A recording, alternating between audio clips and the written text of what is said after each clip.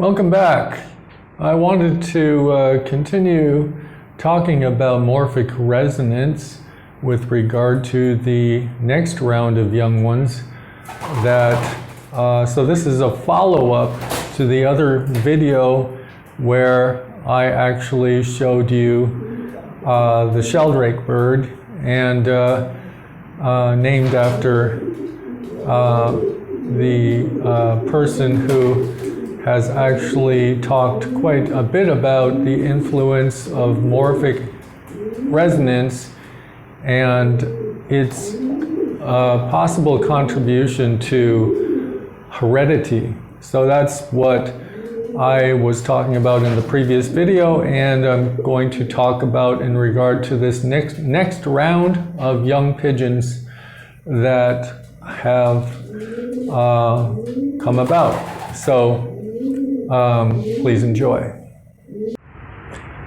Here's the latest round of young pigeons, and these are the biological offspring of the blue-pied hen. So they were raised under surrogacy by the solid smoky blue and his mate, which is also a solid smoky blue, no white feathers. But their biological mother is actually up there. She flew down, and she actually has quite a few white flight feathers and splashed white head. And here is her surrogate, the Sheldrake Bird. Looks remarkably like her, but is not her offspring. That Sheldrake Bird is the offspring of the solid smoky blues. So, and this is the whole reason why I got going on this morphic resonance idea of inheritance, because I just found that the resemblance between this pigeon and that pigeon to be extraordinary, and they're not even related, but it was raised under surrogacy, surrogate conditions. So here, this is strong evidence that even though these babies are from her up there, and her mate, who is actually who does have white flight feathers as well, he is down here, and you can see his white feathers, white flight feathers. It's a little bit dark down there, but I think you can see him just the same. Anyway, these biological babies don't have any white flight feathers. They were raised under surrogate conditions by the solid smoky blues. I think that's pretty strong evidence for morphic resonance. I've got another latest round, and that are being raised, and the smoky blue, in fact, is on the babies. They just recently hatched. And the blue-pied hen up there, and I'll just magnify that a little bit. Her babies are about to hatch pretty soon, the ones that she's going to raise under surrogacy. So that's where we're at with this, and so I'll leave it at that. I as well wanted to mention there is the blue-pied hen's mate, and you can see a little bit more clearly what he looks like and the extent to which he actually has white flight feathers.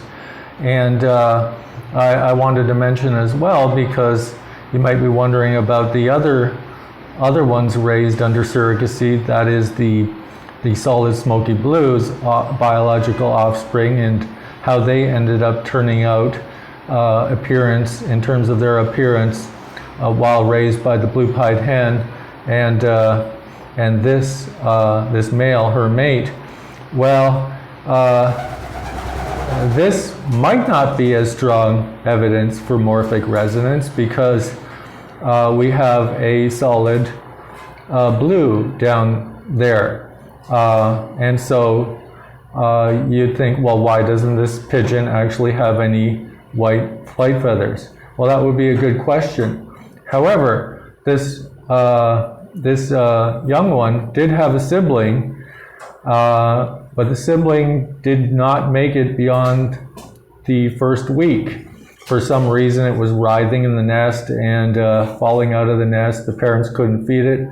I tried to help it as much as possible, but it just didn't make it.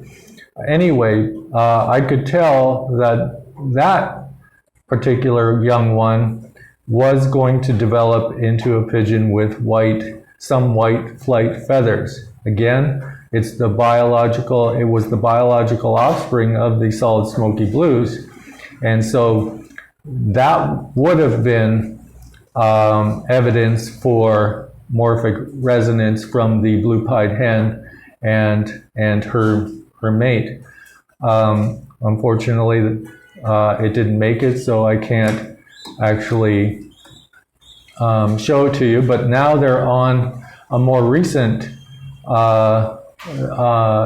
They're doing the surrogate thing again, and he's on eggs that are about to hatch, and so it won't be long before I can actually show you how this next round turns out. So that's it for now. All right, I wanted to show you a remarkable individual. This hen over here, she actually, for the 17 or 18 day duration, incubated the egg all by herself. She has never actually had a mate within the last, several months. And I think because of that, she needed a life, and that's what happened.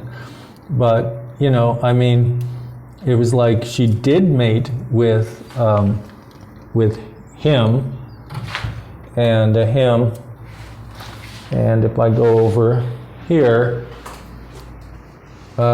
with him. So one of them is, in fact, the father of that baby, but I really don't know which one it is. Now, if morphic resonance has anything to do with this, because she was the sole incubator, the baby may in fact simply look like her, and I'll really never know who the father is. So anyway, I think it is really incredible, and that I've never heard of that before. A pigeon actually, or entering into single parenthood like that. So, and she did lay a single egg, and maybe she knew that that's all she was capable of really taking care of, and taking care of well, because she didn't lay 2 eggs, just a single egg. And then she, incubated it all by herself. That's 17 or 18 days, all by herself, and it just hatched yesterday. And she's really incredibly friendly. She's a very friendly individual, and I think she's great. I really enjoyed talking to you today about how morphic resonance may have played a role in terms of the development of this latest round of young pigeons, and I was also very happy to talk to you about the blue checker hen. I find that really remarkable that she actually embarked on single motherhood on her own, and laid a single egg, incubated it all on her own for that entire duration, and now it recently hatched. And it will be interesting as well to see how, whether or not actually morphic resonance may play a role in terms of how that baby ends up looking. So, and it'll be my pleasure to talk to you the next time in the next video about the next latest round.